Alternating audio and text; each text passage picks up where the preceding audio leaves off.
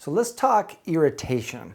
Do you have people in your life that absolutely just irritate you to the nth degree? Why do we get so irritated with some people? Well, it's interesting. There are two perspectives that you can take when you're irritated. One perspective is the victim perspective that says, look, this person is just irritating and I can't be around them because they're so irritating.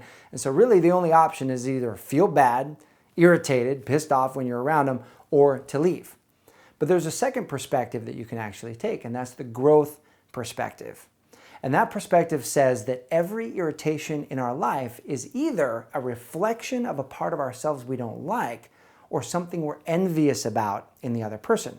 So let me give you an example of this. 10 years ago, I'm on a plane with my best friend, and I've known this guy a long time, since we were 8 years old, and he's got a habit that absolutely used to just drive me nuts, totally irritate me. And that is that he would ask for whatever he wanted. In fact, he would ask for what I thought was over the top in order to get something that he wanted. So here's the example. We're sitting there on the plane. This flight attendant comes walking by and she's like, hi, would you like something to drink? Oh, I would love something to drink. And in fact, I've got a special request. I'm hoping that you can accommodate me because I'm going to challenge you. Okay, what is it? Here's the deal. I would love a full can of Coke, a full can of Canadian ginger ale, and a handful of pretzels and peanuts. I think I can make that happen. And so she goes and boom, can of Coke, ginger ale, big pile of peanuts and pretzels on his tray.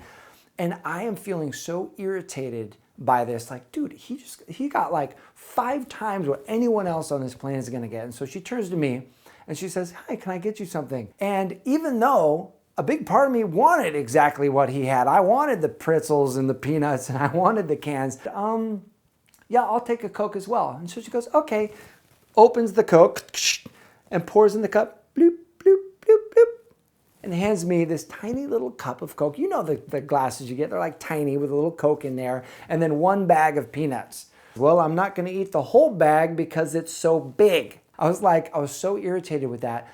And then I had been taught this principle that all irritations are either a reflection of a part of ourselves that we don't like or something we're envious of.